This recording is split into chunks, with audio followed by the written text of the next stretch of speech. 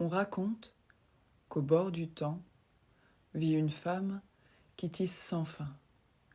De ses doigts naissent des fils de lumière et d'ombre, porteurs de nos histoires.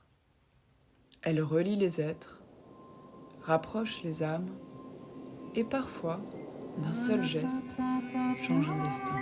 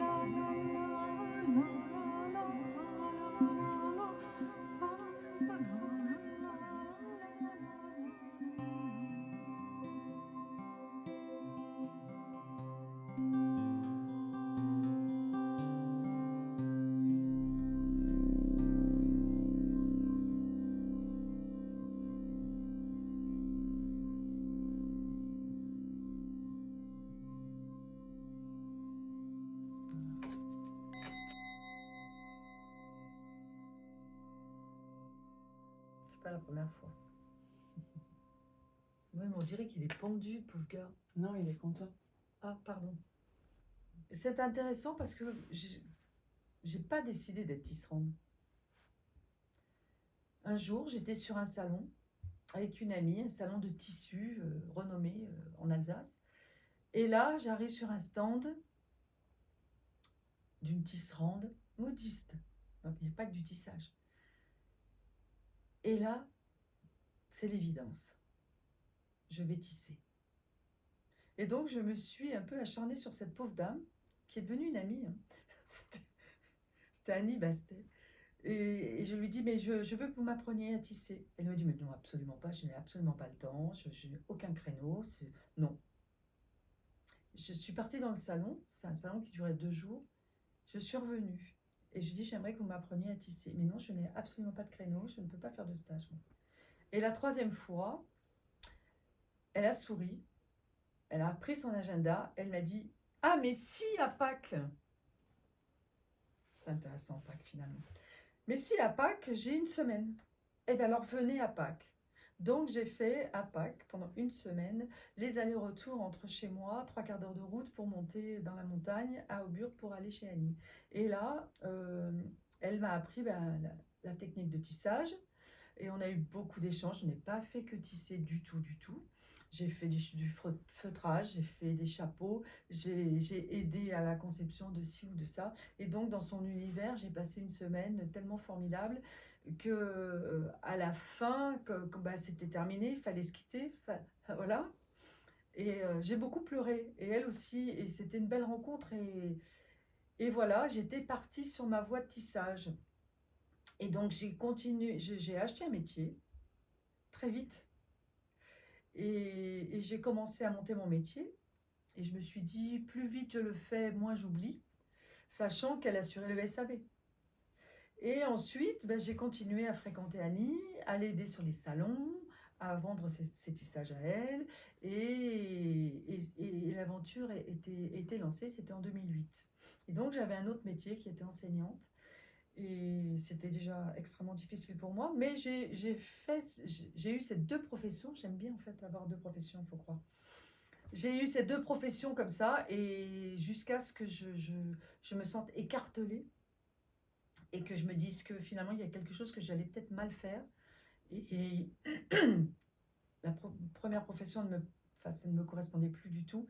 Et mon mari est formidable, il m'a dit, mais lâche, lâche ton salaire, en fait, c'était ça, ta profession rémunérée, et puis vis ton tissage. Et j'avais déjà l'intention de me professionnaliser parce qu'on avait eu beaucoup de conversations avec ma formatrice et qui me disait oui, mais les gens qui tissent en amateur font du tort aux professionnels parce qu'on n'a pas la même gamme de prix, on n'a pas les mêmes enjeux, etc., etc. Et là, pour moi, il était important que je me professionnalise. Et donc, je me suis lancée en 2016, j'ai créé mon entreprise et j'ai quitté tout le reste et je me suis réveillée pendant 1 an tous les matins en me disant que la vie est belle, je suis là pour moi-même. Je fais ce que je veux, quand je veux, comme je veux. C'est quand même un luxe, non? Et voilà, et c'était parti l'histoire du tissage. Et un jour, comme ça, dans la vie, les choses se passent. Et beaucoup m'ont demandé, mais pourquoi le tissage? Bah, en fait, j'en sais rien. Et si j'ai découvert, en découvrant aussi la psychogénéalogie, qui est devenue ma seconde profession, aujourd'hui, j'ai découvert que mes ancêtres, du côté de mon père, étaient tisserands. Tisserands de lin et les épouses lingères. Donc ça m'a fait sourire, ça c'est mon côté, je couds, je m'occupe du linge, j'adore m'occuper du linge, et j'adore le linge en lin. Et j'ai souri, donc c'est une loyauté familiale, donc j'avais déjà ça dans mes cellules. Donc aujourd'hui, je ne tisse pas de lin, pas trop, mais j'ai une logique, oui. Je raconte l'histoire de ma famille quand je tisse. Mais en fait, je la développe au-delà. Je la développe au-delà.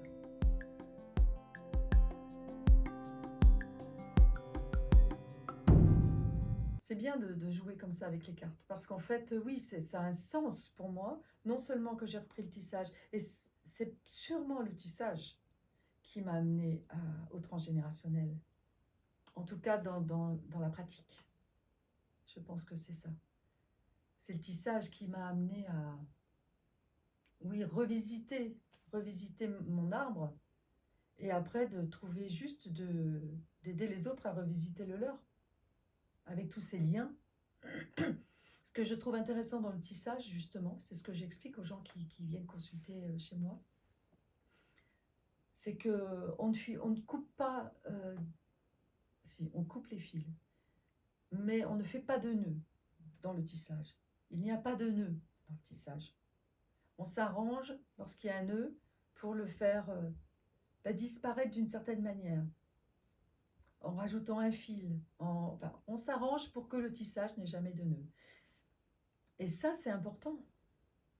Parce que dans la vie, dans nos vies aussi, avec les ancêtres, avec tout, dans les toiles d'araignées, dans les toiles, on défait les nœuds.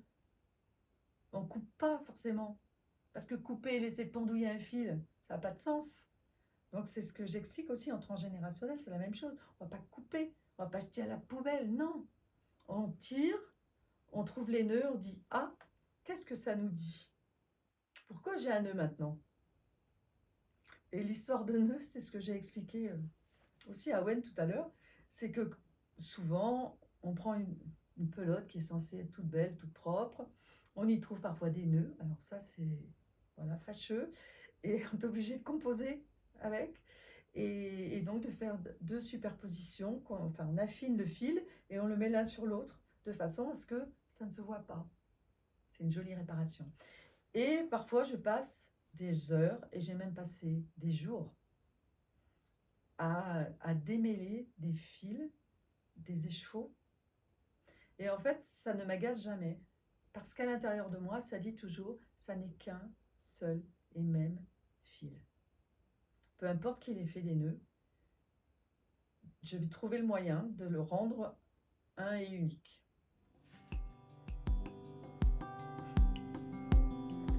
Ensuite,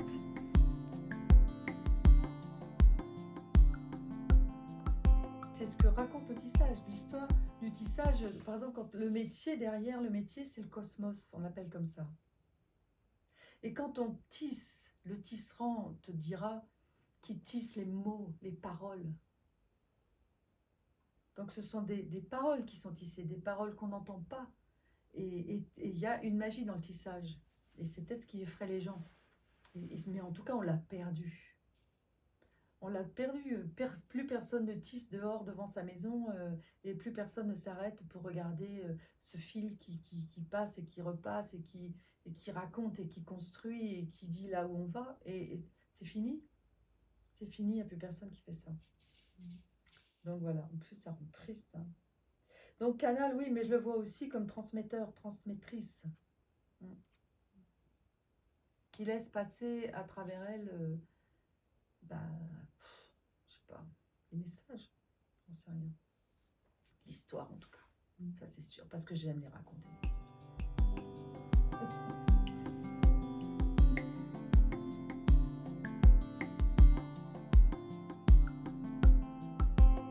Les épreuves qui m'ont mise en mouvement,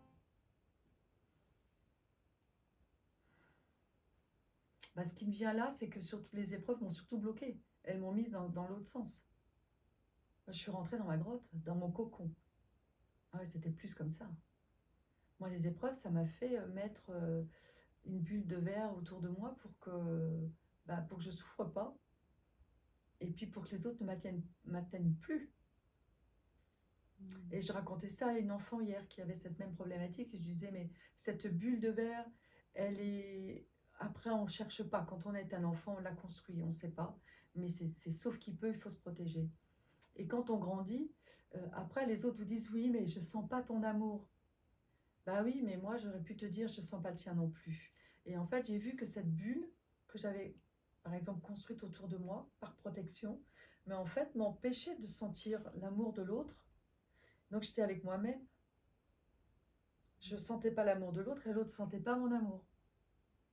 Et donc, les gens me qualifiaient de froide. T'es froide, tu donnes pas d'amour. Alors que moi, j'explosais d'amour. Ça va toujours d'ailleurs. Jusqu'au jour où j'ai consciemment brisé le verre, brisé la vitre. Là, ça a été un moment difficile parce que j'étais nue et qu'il a fallu se réadapter à tout ce que moi, j'avais pas senti pendant tout ce temps. Et puis d'accueillir aussi plein de choses, quoi. Je sais pas, laisser sortir les souffrances, pas trop, mais voir comment ça se jouait avec le monde des humains, quoi. C'est pas été simple. Et je sais pas, non. Quand je suis en souffrance, je suis en... Non, c'est pas ce qui me propulse. Moi, j'ai besoin d'être en joie pour bosser. Si je suis pas légère et joyeuse, je fais rien. En fait, oui, je suis plus à l'intérieur de moi, étonnamment. Parce que quand on me connaît de l'extérieur, je suis une femme plutôt enthousiaste, joyeuse, qui parle, etc. Mais en fait, en vrai, la guerrière, elle est à l'intérieur. Elle bout dedans. Parfois, elle voudrait sortir son épée et trancher tout ce qui passe, ce qui ne va pas. Mais je ne le fais pas. Et me positionner, parfois, oui, je sais comment je fais. J'arrive devant l'autre, je plante mon épée devant. Elle est entre nous. Et là, j'essaie de dire le mieux possible pour ne pas heurter l'autre. Je ne sais pas le faire en réalité. Parce que même en choisissant mes mots, je sais qu'ils sont comme des flèches, quoi. C'est comme ça. Parce qu'en fait, il y a une violence, en fait, en moi. Il y a un épuisement, une violence. Ouais. L'épuisement par rapport à des choses qui devraient vivre logiquement et qui ne vivent pas. Voilà.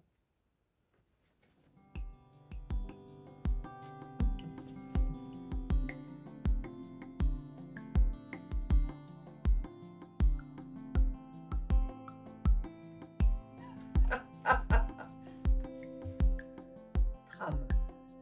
C'est de la spiritualité. Je suis née avec, je l'ai cachée, je l'ai enfouie, mais elle était toujours là. Puis un jour, il a fallu qu'elle sorte parce que fallait étouffer. Puis que c'était pas juste. Il m'est arrivé plein de mésaventures par rapport à ça. J'ai vécu de grandes initiations dans ma vie. Mais j'ai aussi vécu, parce que j'avais un souvenir de 13 ans, et je le revois très très bien.